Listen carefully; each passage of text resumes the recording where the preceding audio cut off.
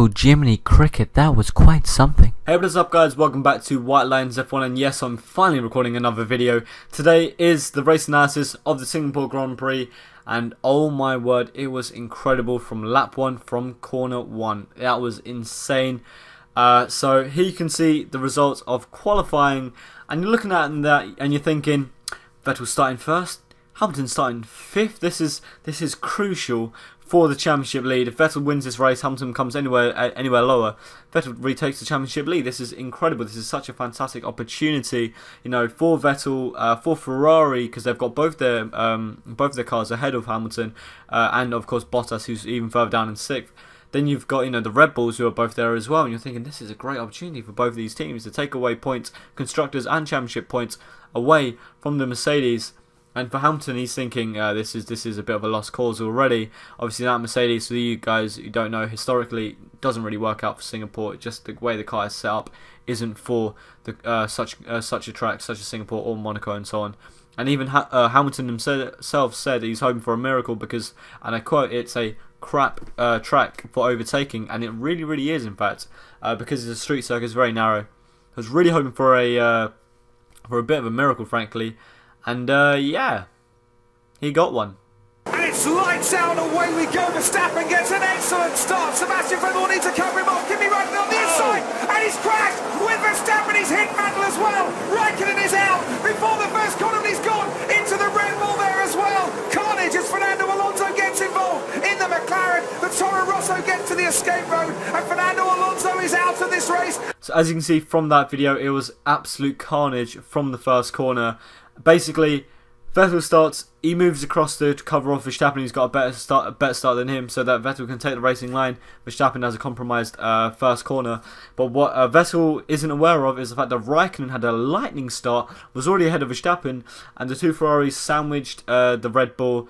And yeah, absolute chaos. Raikkonen's out in the first corner, Verstappen's out in the first corner, and Sebastian Vettel eventually is out one or two corners later. After he spins out, radiator fluid is leaking all over the track. He has to retire the car, and he sends a very profuse apology to the Ferrari, to his team, because as far as I'm concerned, and I'm sure deep down he's aware as well, it's definitely his fault. Of course, he didn't mean it at all. He just tried to get the racing line and cover off Verstappen, but he didn't realise that his teammate had started even better than him. And if that crash didn't happen, you never know, Raikkonen could have been leading into the first lap, and that would have been extremely interesting, to say the very least. But unfortunately, that's the way the cookie crumbles. Very upsetting for Verstappen, because of course he's had how many races now where he's got a DNF when it's not even his fault. So I can't imagine how disappointed he feels. But for Hamilton, he found himself into first by the time the safety car came out. He found himself ahead of Ricciardo rather, and yeah, the race went on from there. So as you can see now, Hamilton comes first, Ricciardo, Bottas, Sainz, Perez, Palmer, and so on and so forth. We only had 12 people finishing, because you can see that list of all the people that had a DNF. So first of all, Raikkonen, we've explained that, crashed with Verstappen, and of course Vettel. That's why all three of them are out. Fernando Alonso, feel very bad for him. He was sort of in the collateral damage. He found himself getting knocked by who was it? By Verstappen, who was spinning out because Raikkonen hit him. Nothing Alonso could have done. In fact, Alonso had, in my opinion, a lightning start. So he was trying to be opportunist. Got very unlucky. Nothing he could have done about it. He succumbed to his damage a couple laps, quite a few laps later on. Basically, there were wires pouring, flying out the car, and eventually there was no sensory data coming through, and eventually the power cut out as well. So he had to retire. Unfortunately, that's just the way it goes. Danny Kvyat, he got a bit too close to the wall. He got a bit too friendly. He crashed out for that. Same with, it was either Ericsson or I think it was Ericsson. Same thing happened to him. Hulkenberg and Magnussen, them two had to retire. Unfortunately, had to retire. And for Hulkenberg in particular, that's a real shame for him, because that means he's now got a very unwanted record, which is the most races without a podium finish. And I feel that's really unlucky for him, because in my opinion, he's an extremely talented driver. He just hasn't been getting that podium, and you got to remember, he is definitely talented because he won the Le Mans 24. He won the was it Le Mans? I think it was 24 hours. So and that wasn't his first time going for it, and so obviously it shows how talented he is, but he just hasn't been getting those podiums. And you know what? You got to look back last season when he was with Perez. Perez was getting the podiums, he was getting those finishes, he was getting the points.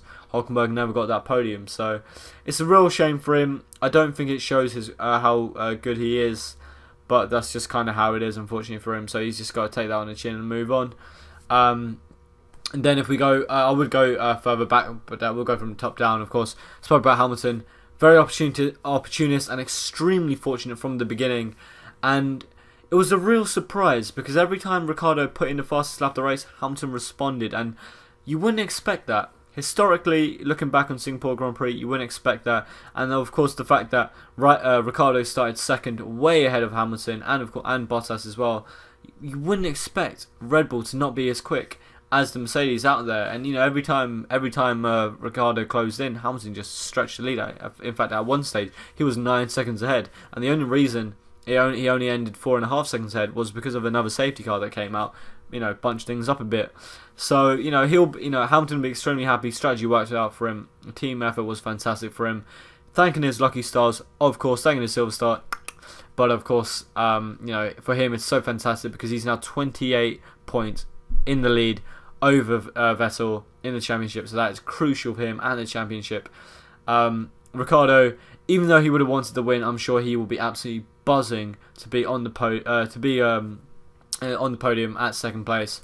Very good for him, even though he would have been questioning whether he could have got that podium. I think for him and of course Ferrari, it really was a case of today being the one that got away. But I think they'll still be very happy nonetheless to be getting second place. Valtteri Bottas, a bit of a clean race really for him. He had a bit of a slow start as far as I'm concerned. He found himself on the wrong tyre and he was getting a little bit swallowed up by other cars. Eventually, as the tyres worked, as his inters worked himself into the game, as the track dried, he found himself back up and eventually got himself into third. Carlos Sainz, he'll be extremely happy. Toro Rosso was celebrating this race like as if it was a win. It was fantastic. So brilliant for Toro Rosso, brilliant for Carlos Sainz. A bit awkward, if I may say, though, because of course Carlos Sainz has just announced he's leaving Toro Rosso. So yeah, that's awkward. But hey, that's just the way it is. They'll be nonetheless extremely happy, and it's very good for Toro Rosso because how often are they going to be getting fourth place? And if you look at actually the cars, you've got Toro Rosso, then Force India, then Renault, then Honda, then of course Williams and Haas and another Force India. So those guys, all these midfield teams, they all of them, you could have, if there wasn't those crashes, you could all push them down a couple places, really, if the crashes didn't happen the way they did. So for them, this is so vital in the constructors for them, and of course for future developments for next season. Because if they're getting better points, that means they've got a little bit more money as prize money, especially for Toro Rosso, of course, getting that fourth place. And so for them, this is vital for next season because they've got more money to do the upgrades, more packages for their car to make that midfield battle even more spicy. So this is huge in that regard. Of course, Sergio Perez, he was hoping to get that fourth place. He was trying to chase down Carlos Sainz, but Sainz did extremely well. Perez just couldn't catch up to him. He was doing his best, but he couldn't do it.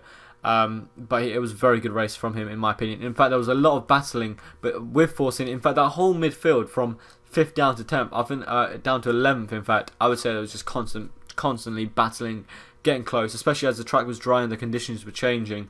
There was a Magnussen. I remember he did a really good overtake. Can't remember who it was against. I think it was on Ocon.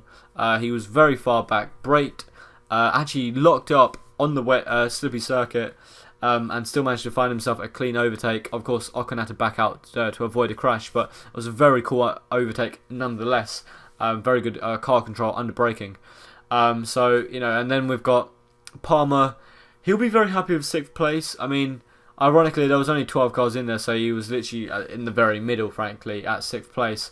He will be very happy with that, but, he's kind of getting axed.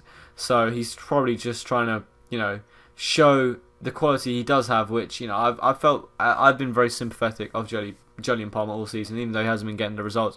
A lot of that has been down to the car breaking down all the time. So I do feel bad for him throughout the season, but he'll be very happy taking that 6th place, getting constructors points.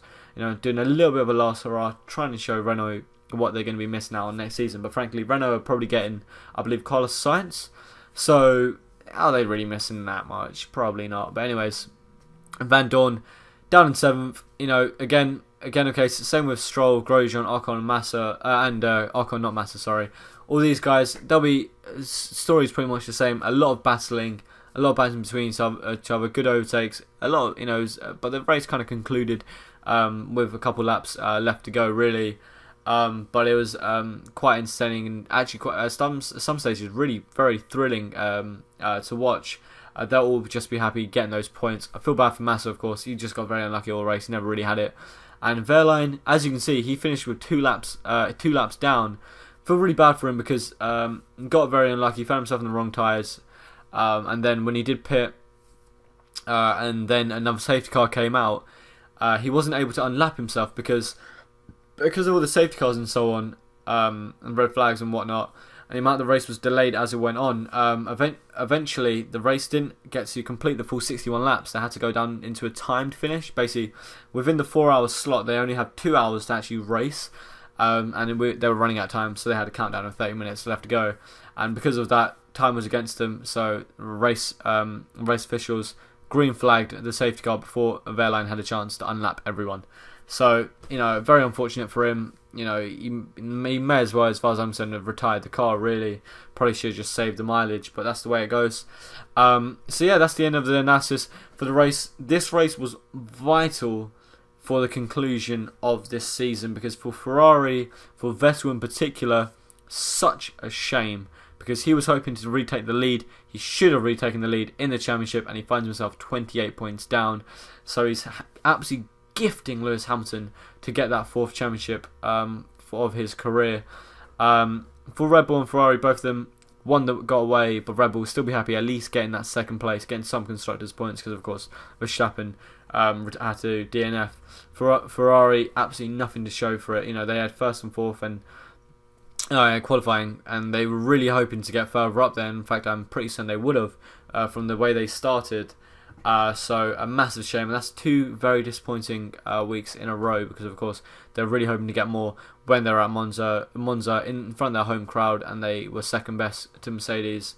So it's 2 weeks on the trot, really disappointing for them. For Mercedes, is brilliant, of course, but for those midfield battles, for those guys, for Toro Rosso, Force India, and Renault, and actually McLaren, it's very good for them getting those points. I was going to say McLaren Honda. I'm just going to say McLaren because McLaren have now announced that they're going to leave Honda at the end of the season. They may as well, really. Honda have been bad, and I think they're going to Renault. More about that will be coming up in an upcoming podcast very soon. Look out for that. I'm back. I'm recording. I'm extremely sorry that I haven't been recording frequently. I've been extremely busy. I've got university coming up in 2 weeks, so I'll be moving out for that one. I've been very busy preparing for that, and work. I've been working my butt off, doing a lot of early shifts, trying to get some money and so on, ready for that. So I'm about to sort of just keep pushing this behind, and a little bit of me being a little bit lazy here and there, I'll admit, but for the most part, and actually a bit of technical issues, because last week's race, I did have an analysis ready, recorded, about to be uploaded, and I had a bit of technical issues because the cable I was using for my phone wouldn't connect the phone to the computer, and I can never get the video off of my phone, and it's just no point. It would have ended up looking terrible. So a real shame, but I'm back now. Everything's sorted out. So hopefully I'll do my best to be consistent again. Thank you so much for watching, guys. If you have enjoyed this video, please leave a like. Subscribe to this channel if you're new. Comment below any suggestions. Share this video. That'd be awesome. And yeah, thanks for watching, guys. See you on the next one.